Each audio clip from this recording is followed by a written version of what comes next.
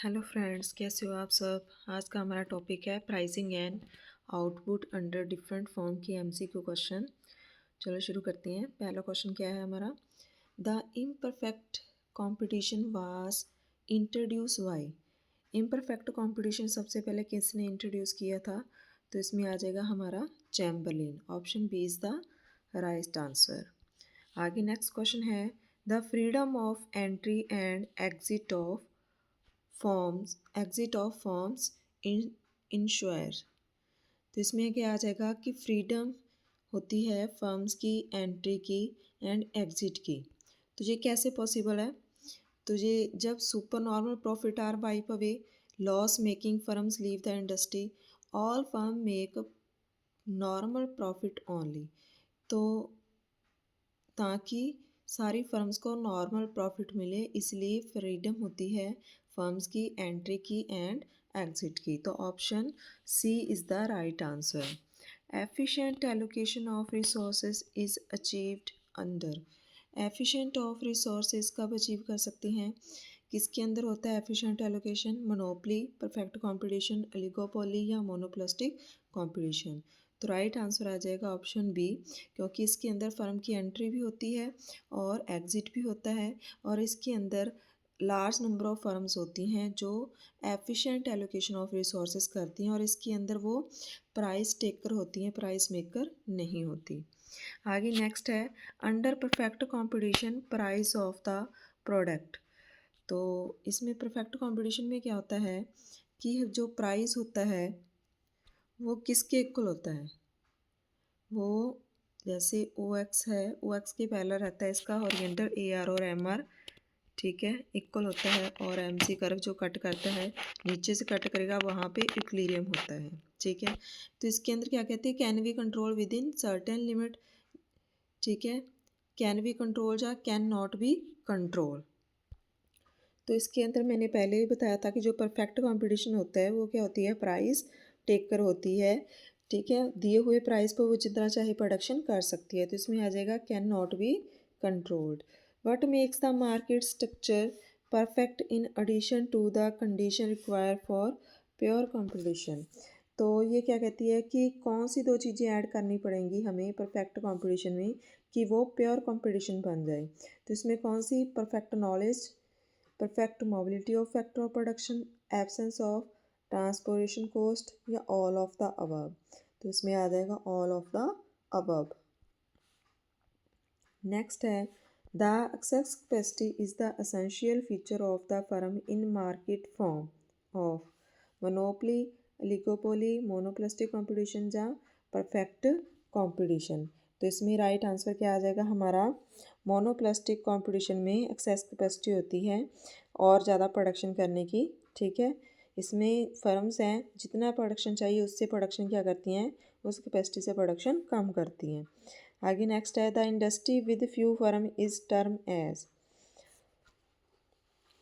तो क्या आ जाएगा, जिसमें फ्यू फर्म्स होती हैं, मोनोपोली, लिगोपोली, परफेक्ट कंपटीशन या नन ऑफ दीज। तो क्या आ जाएगा, लिगोपोली। इसमें 2 या 3 फर्म्स हो सकती हैं, ठीक है, जब फर्म्स का एक ग्रुप हो सकता है उसको हम क्या बोलते हैं, लिगोपोली बोलते हैं।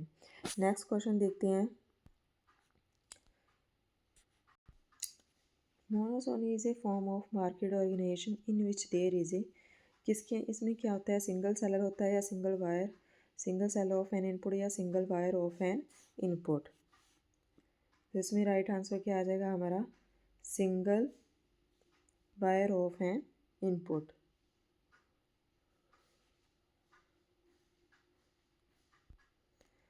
आगे नेक्स्ट क्वेश्चन है, discontinuity of M R curve is a characteristic of. Discontinuity किसके अंदर होती है, एम आर की, ठीक है, तो किस में होती है, ये स्वीजोपॉली के मॉडल में होती है, ठीक है। तो उसमें क्या होता है, कॉर्नेट मॉडल भी बोल देते हैं, इसमें हमारा एम आर क्या होता है, यहाँ से डिसकंटिन्यूटी होती है इसकी। तो किस में है, ये स्वीजी मॉडल के अंदर, ये हमारा एम आर कर्व है। आगे नेक्स्ट क्वेश्चन देखते हैं, the degree of monopoly power can be measured by. Degree of monopoly power can be measure by. Monopoly power की डिग्री हम किससे मेजर करते हैं, इसमें होता है हमारा वैसे फार्मूला लर्नर ने दिया था, P minus M C divide by P। लेकिन अगर हम इसको इलास्टिसिटी के फॉर्म के चेंज करें तो इसमें क्या चेंज हो जाता है, P की जगह पे हम लिखेंगे AR, ठीक है, क्योंकि प्राइस किसके इक्वल होता है AR के, और M C equal to MR की। तो ये फार्मूला बन जाएगा हमारा। तो कौन सा ऑप्शन आ जाएगा राइट हमारा, option A is the right answer. Next देखते हैं, a monopolist operate on. Monopolist operate करता है किस पे करता है, elastic part of a demand, inelastic part of a demand, constant elastic part of a demand, या ignoring elasticity of demand altogether. ठीक है, तो किस पार्ट पे काम करता है ये, किसका, तो वो इलास्टिक पार्ट के ऊपर काम करना पसंद करेगा, क्योंकि जिसमें चेंज हो सकता है डिमांड कर्व में उसी का प्रोडक्शन ज़्यादा करना वो पसंद करेगा। Which of the following is a common method of sale and promotion use by oligopolist firm. तो प्रमोशन के लिए, सेल प्रमोशन के लिए वो क्या यूज़ करती है, क्या यूज़ करना पसंद करेगी, प्राइस कटिंग, एडवर्टाइजमेंट, या दोनों, या नन ऑफ द अबव। तो इसमें क्या आ जाएगा हमारा, एडवर्टाइजमेंट प्रमोशन के लिए यूज़ करेगी। The term group equilibrium is related to monopolistic competition, oligopoly, duopoly and perfect competition. तो इसमें क्या आ जाएगा हमारा, ग्रुप इक्विलिब्रियम में आ जाएगा, ग्रुप इक्विलिब्रियम होता है हमारा मोनोपोलिस्टिक कंपटीशन में। ठीक है, आगे नेक्स्ट क्वेश्चन है हमारा, the king demand curve explain.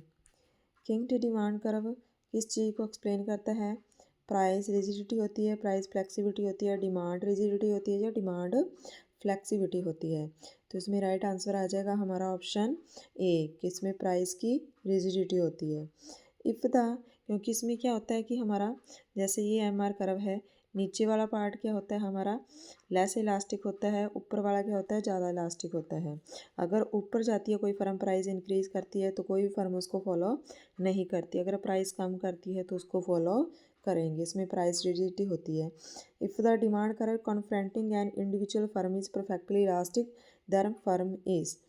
अगर परफेक्टली इलास्टिक है तो फर्म क्या होगी, परफेक्टली इलास्टिक इसमें होता है, हमने पहले ही बताया था कि परफेक्ट कंपटीशन के अंदर परफेक्ट इलास्टिक होता है, तो उसके अंदर प्राइस टेकर होती है, या एडजस्ट प्राइस होती है, या एडजस्ट आउटपुट होती है, तो प्राइस टेकर होती है। Option A is the right answer.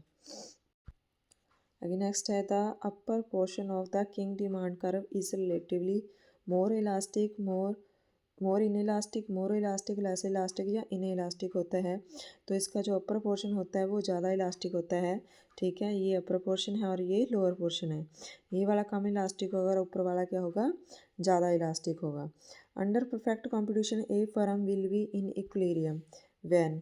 अगर परफेक्ट कंपटीशन है तो फर्म इक्विलिब्रियम में होगी when M C is greater than MR, M C equal to MR, M C cut MR from below, या बोथ बी एंड सी।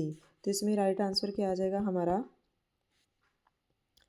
तो M C MR के equal होती है और उसको वो नीचे से कट करता है, तो ये हमारा ए और MR है। ठीक है, जब एम सी इसको नीचे से कट करेगा उस पॉइंट पे वो प्रोडक्शन करना पसंद करेगी, प्राइस OP ही रहेगा और क्वांटिटी OQ हो जाएगी। आगे नेक्स्ट देखते हैं, under monopoly and imperfect competition MC is. अगर मोनोपोली और इम्परफेक्ट कंपटीशन में MC क्या होता है, more than price, less than price, equal to price, या नन ऑफ द अबव। तो MC क्या रहता है अंदर मोनोपोली में, MC लेस देन प्राइस रहता है, प्राइस इसमें ज़्यादा गेन करती है फर्म MC से। Under perfect competition there can be, perfect competition में क्या होता है, वन वायर होता है, फ्यू वायर होती हैं, लार्ज नंबर ऑफ वायर, या A और B दोनों। तो इसमें क्या आ जाएगा हमारा, इसमें वायर्स क्या होते हैं, लार्ज नंबर ऑफ वायर, तो option B is the right answer. आगे नेक्स्ट है, extension of Cournot model is. Cournot model को आगे किसने डेवलप किया था, आगे इसका डेवलप हुआ है स्टैकलबर्ग, कॉर्नेट, वाटरेंट मॉडल, या नन ऑफ द अबव। तो option A is the right answer. ठीक है, आगे नेक्स्ट है, factor responsible for creating condition for emergency and growth of monopoly are. तो इसमें क्या आ जाएगा, patent, control of strategic raw material, licence, या ऑल ऑफ द अबव। तो इसमें क्या आ जाएगा, ऑल ऑफ द अबव सारे आंसर क्या हैं इसमें सही हैं। आगे नेक्स्ट देखते हैं। In case of monopolistic competition MR curve cannot be defined, AR curve cannot be defined, the short run supply curve cannot be defined या none of the above। तो इसमें राइट आंसर आ जाएगा हमारा ऑप्शन सी। इसमें supply curve define नहीं होता। The kinked demand curve is a theory of, kinked demand curve is a theory of किसकी थ्योरी है? Monopoly, collusive oligopoly, non collusive oligopoly या नॉन ऑफ द अबव। तो इसमें क्या आ जाएगा? राइट आंसर है हमारा ऑप्शन सी, ये नॉन क्लूसिव ओलिगोपोली होता है। Price leadership is a form of, price leadership किस में होती है? मोनोप्लास्टिक कंपटीशन, मोनोपोली या नॉन क्लूसिव या क्लूसिव ओलिगोपोली। क्लूसिव ओलिगोपोली में प्राइस लीडरशिप होती है। Price leadership can be on the basis of, किसके बेसिस पे होती है? Low cost price leader, dominant firm price leader, both of the above या नन ऑफ द अबव। तो इसमें राइट आंसर क्या आ जाएगा हमारा? Both of the above. Low cost firm भी लीडर बन सकती है और डोमिनेंट फर्म भी लीडर बन सकती है। आगे नेक्स्ट है the equilibrium is unstable and indeterminate under, किसके अंदर इक्विलिब्रियम अनस्टेबल और इनडिटर्मिनेंट होता है? तो Edgeworth model, Cournot model, Sweezy model या फिर प्रेटो मॉडल। तो इसमें आ जाएगा अर्जवर्थ मॉडल, क्योंकि इसके अंदर क्या होता है कि जब एक दो फर्म्स हैं ए और बी सपोज करो, तो इसमें पहले प्राइस मान लो एक फ़र्म ने इतना दे दिया, दूसरी फर्म ने और बढ़ा दिया, तीसरी ने और बढ़ा दिया, ऐसे ऐसे प्राइस इसमें बढ़ता रहता है। तो प्राइस क्या हो जाता है इसमें? इनडिटर्मिनेंट होता है। Each seller determine his price on the assumption his rival will keep his price constant under। तो ये क्या कह रहे हैं कि जो सेलर है वो डेटरमाइन करता है इस प्राइस ऑन द असम्पशन की राइवल उसका है जो प्राइस चेंज नहीं करेगा, वो कांस्टेंट रखेगा। तो इसके अंदर क्या होता है, जो सेलर होते हैं वो ये सोचते हैं कि उसका जो राइवल है वो प्राइस चेंज नहीं करेगा। तो किस मॉडल में था ये? बर्ट्रैंड मॉडल के अंदर, कि वो सोचते हैं कि उसका राइवल है जो उसका वो प्राइस में चेंज नहीं करेगा। आगे नेक्स्ट देखते हैं। The equilibrium price of duopoly are obtain at the intersection of their reaction curve, it is correct in case of, कि इसके अंदर दो रिएक्शन कर्व हैं जहाँ पे दोनों कट करेंगे वहाँ पे प्राइस डिक्लेयर होगा। तो ये किसके अंदर है? रिएक्शन कर्व कौन लेके चलता है? तो ये बर्ट्रैंड मॉडल के अंदर रिएक्शन कर्व होती हैं। ठीक है, आगे नेक्स्ट देखते हैं। Cartel is a form of, cartel किसकी फॉर्म होती है? क्लूसिव, नॉन क्लूसिव, मोनोपोली या none of the above. Cartel किसको बोल देते हैं? एक गुट को, एक ग्रुप को बोल देते हैं। तो वो किसके अंदर होता है? वो क्लूसिव ओलिगोपोली में होता है। तो option A is the right answer. Next question that the discriminative monopoly is possible if two market है।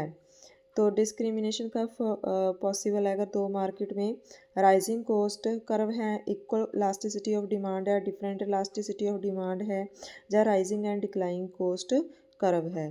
तो राइट आंसर क्या आ जाएगा? Different elasticity of demand. तो आज के जो मल्टीपल चॉइस क्वेश्चन हैं कंप्लीट हो गए हैं। आगे नेक्स्ट क्वेश्चन आपके लिए लेके आऊँगी। प्लीज़ वीडियो को लाइक करें, शेयर करें, सब्सक्राइब करें। Thank you.